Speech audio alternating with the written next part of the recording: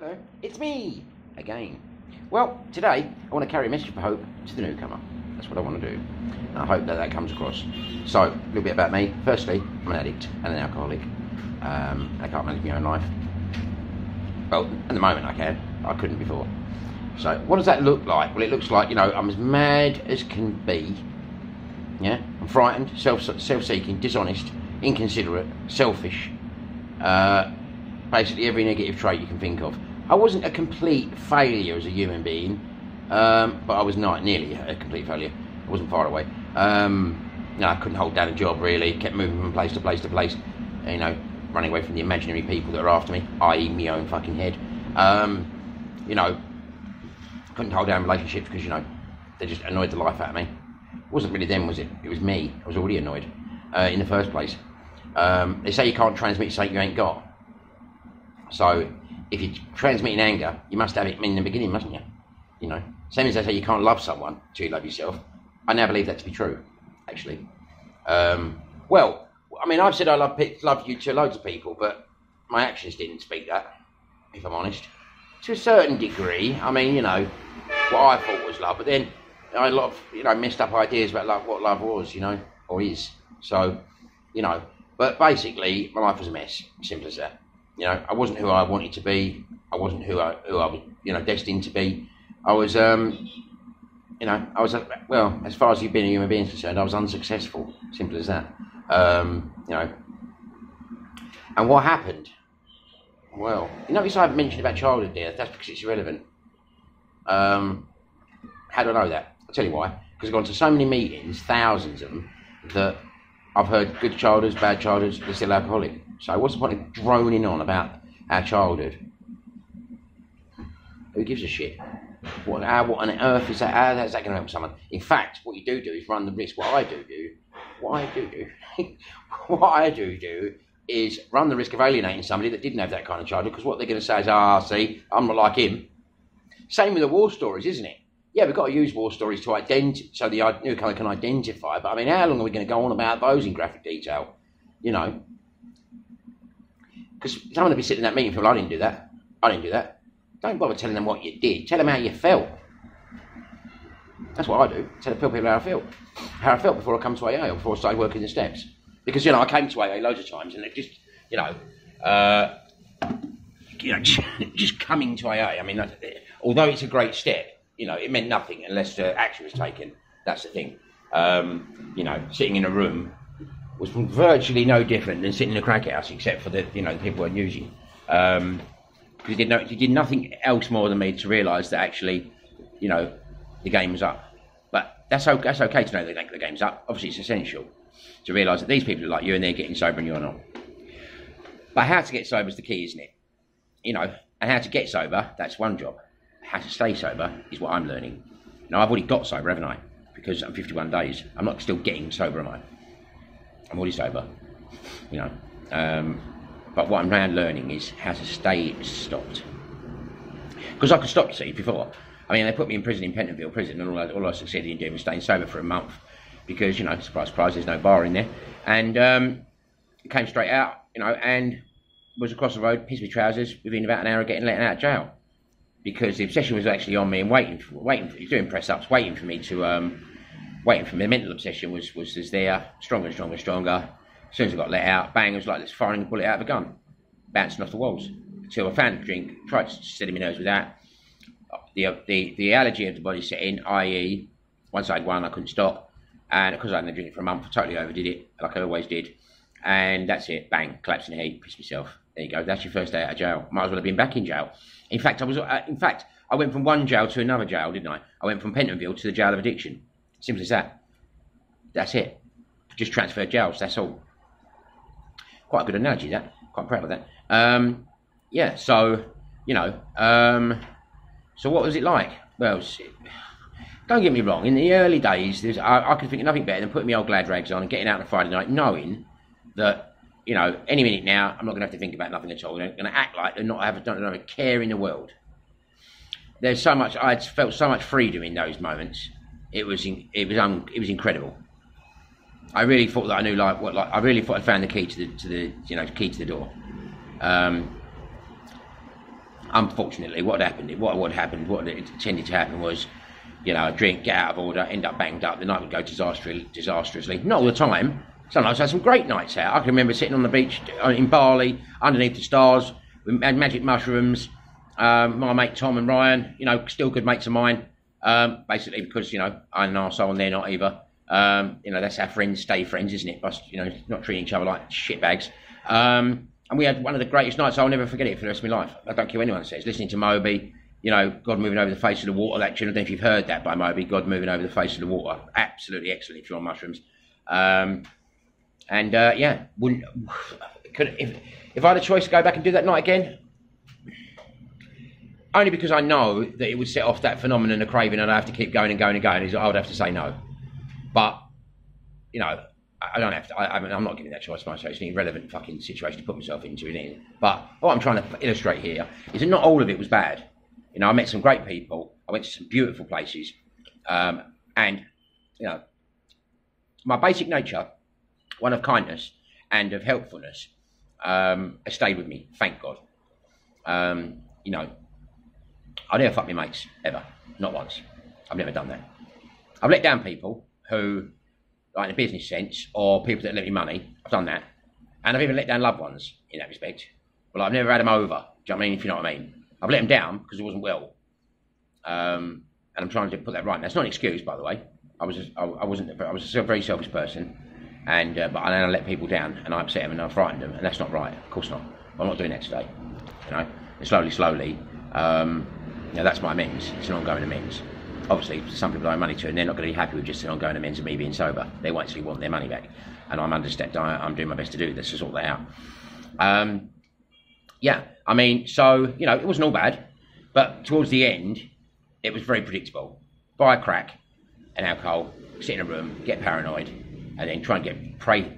Please God help me, please God help me, please God help me, please God help me. As the imaginary SAS come flying in through the windows. Obviously, there was no SAS. In some cases, there was no windows. Fucking hell. That's how it was.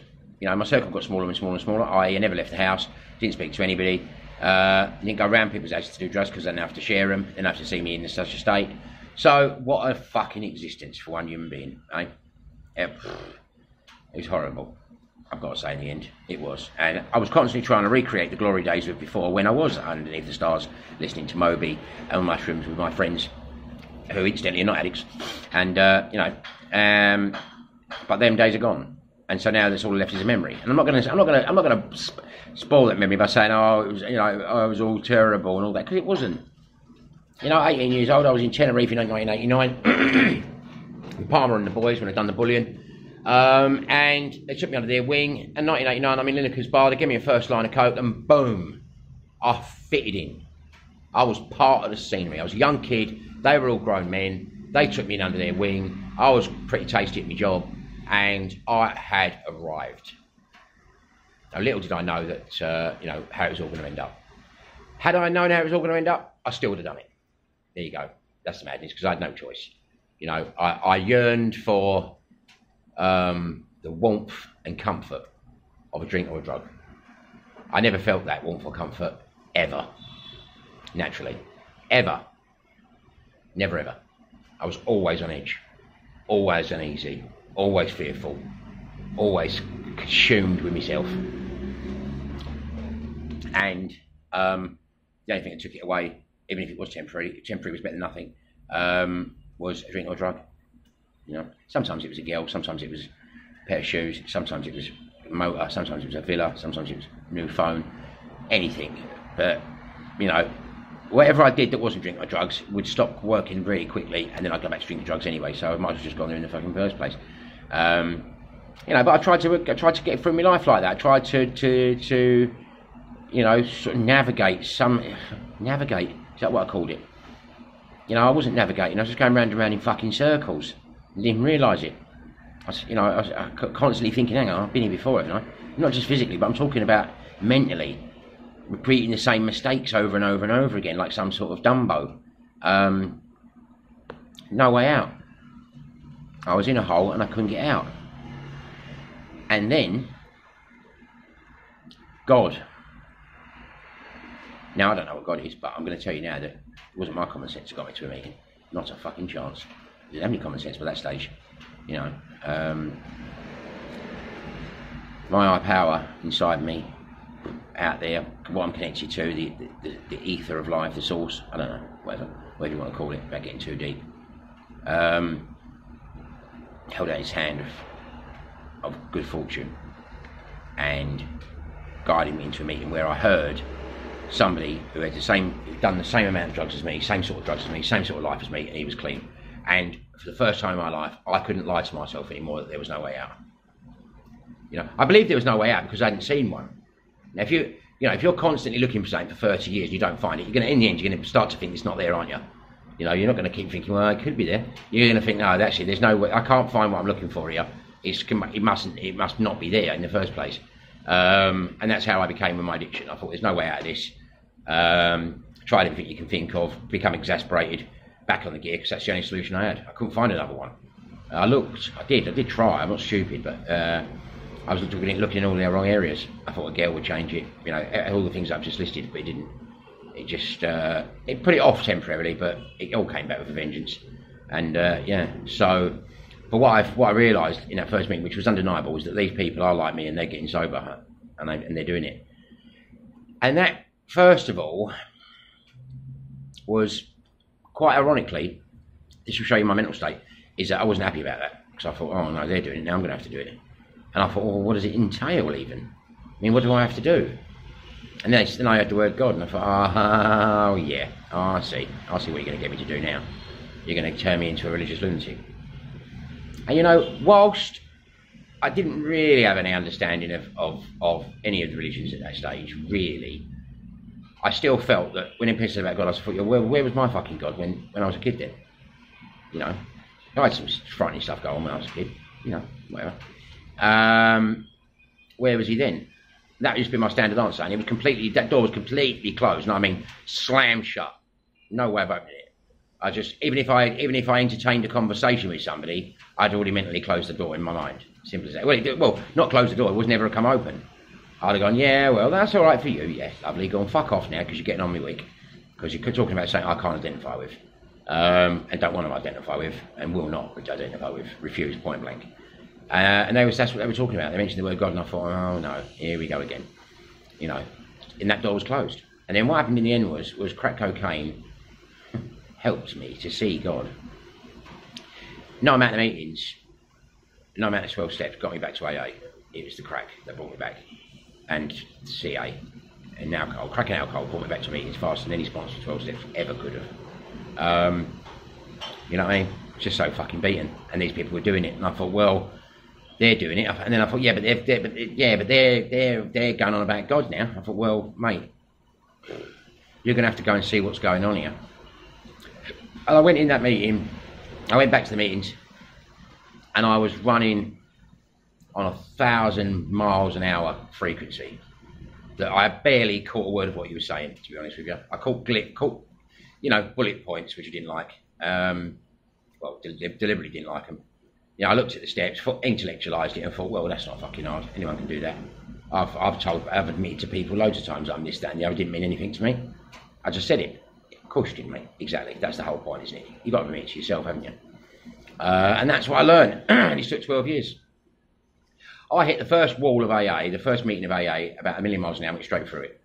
Didn't stop me at all. But every time I came back, the wall would get harder and harder and harder and harder to break through. I'd be going, and then now over the years, I've just come back with less and less and less and less speed.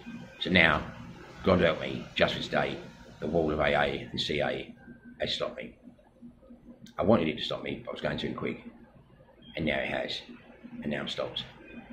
And now I've got to do the other thing. Now I've got to do the rest of it. Is turning around. And what am I turning around to? Me. I'm turning around to face me. The very thing I've been running from. There's a book out there called Too Tired to Keep Running and Too Scared to Stop. Well, that could have been me. That could have been, I could have wrote that book. That might as well be my mantra for my life up till, you know, I came to AA. Simple as that. Too tired to keep running. Exhausted and too scared to stop. Terrified. Case of what I might find. Do you know something? The greatest illusion, apart from, you know, The greatest illusion is the light at the end of the tunnel. Well, actually, it's not, is it? It's the tunnel. That's the greatest illusion. Because it's all about what our mind says is going on. It's going on when, you know, it's however we paint the picture, isn't it? So, but the greatest illusion at that point, you know, well, that I was somehow different. Somehow different. The book talks about, it's called, they use the term terminal, fatal, uniqueness, being different. So it's being different that's going to kill you. They talk about that. Being, I mean, my sponsor said, well, what's unique about you when everyone else in the room is feeling unique? And I thought, And then he used other terms, like, he said I was average. Average? No, I'm not. A bit rude. It wasn't rude at all, it was truthful. And he said, well, if you're not average, then you're doomed. I thought, I'm doomed, that's a lot, it's a bit deep. But yeah, so he said, you're doomed. And what I've learned is I'm not special and different as far as alcoholism is concerned. I'm a special person, of course I am, but then so are you. You know, there's none of that. We can't have it that, you know, that, you know, I'm any special and different than anyone else. It's a fallacy, you know. So, yeah, and that's what happened, really. You know, and I didn't really question the steps, really. I just went along because I was so screwed, really. What do they mean today? They mean a lot different than they did 12 years ago, that's for sure. Even though I took a lot of people through this work, it means a lot more today than it does then. I am powerless over alcohol and drugs. Basically, that means I drink it when I don't want to, when I start, I can't stop, and my life is unmanageable, internally and externally. That's a fact. And if I don't find the power greater than me, I'm going to die of alcoholism and drug addiction. That's it. I don't mean die as in heart attack, or that could happen, but that's not what I mean. I mean a slow and painful death, you know. That's the kind of death I'm going to go. We end up with nothing and nobody.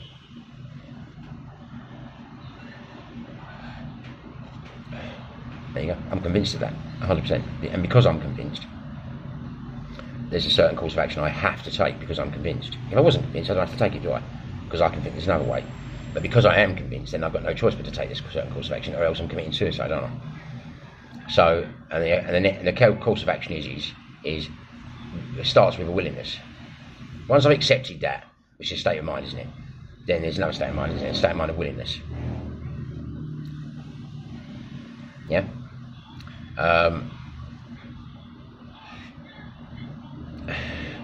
You know, willingness to do what?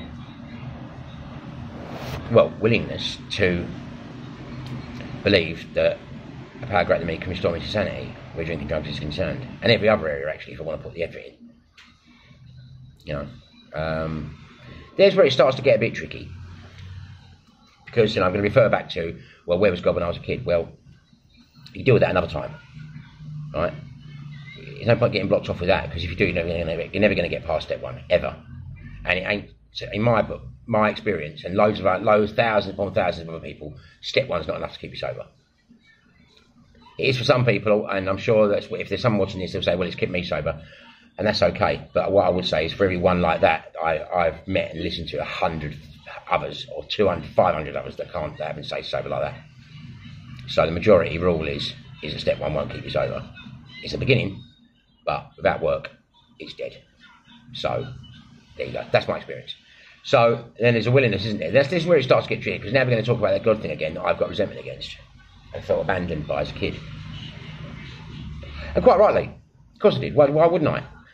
I'm frightened and terrified, stuff that's, you know, it's not normal, you know, it's not really acceptable. And there I am in the middle of it, through no fault of my own.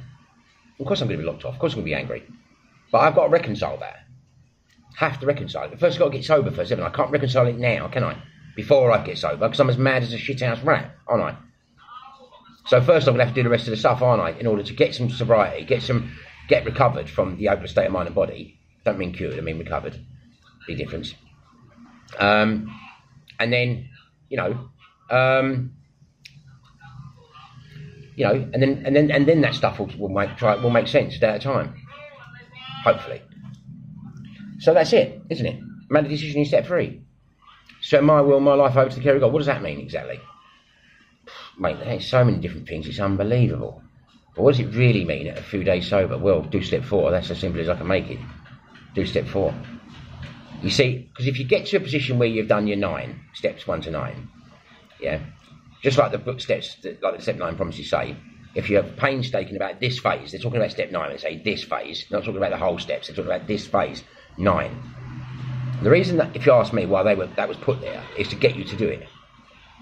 Because they're giving you some promises what's going to happen if you do it. You're going to be, you're going to be amazed before you're halfway through. That feeling of uselessness and self-pity will disappear, blah, blah, blah. We all know the rest of the book. No point need to quote it. What I'm saying is if you get to that stage, then my view is you're in a safe and protected place as long as you continue with the steps 10, 11 and 12. Now 10 is just steps 1 to 9 in one go, all bunched into one on a daily basis. 11 is prayer and meditation. So you pray. So I pray for God's will for me, and then I meditate to hear the answer of what He wants me to do. It doesn't always come instantly, but it will come if you want it to, eventually. And step 12, having had a spiritual awakening. Tried to carry this message to alcoholics. What does that mean? It means help people, doesn't it? It means help people, doesn't it? It means show them the light that you've been shown. Pass on the baton of recovery to someone else. And then the circle, if you ask me, the circle is then complete. I honestly believe that if you only ever take one person through the program in your life, you've done what the deal is. Some people take more than that. I've been lucky enough to take more than that. I don't know if I will this time round. No idea. It's not up to me. But I believe if you do take one person through, because you've done it, then I believe that you've completed the circle. Someone helps you, you help someone else, and the link goes on. If everyone did that, then everyone would be getting well, wouldn't they? Simple as that. Anyone that came in that door will be getting well, but it doesn't obviously work like that, does it? Some people don't do the steps, and so they can't help anybody, can they? They can help them, by patting them on the head and inviting them around for a coffee and talk about the childhood and everything else. But that's not solving the problem of alcoholism, is it? So, I'm not trying to be controversial. I'm just saying, for God's sake, let's just fucking tell the truth here. As a result of that, I've not got an obsession to drink. I haven't. I'm not thinking about it. I'm not battling it.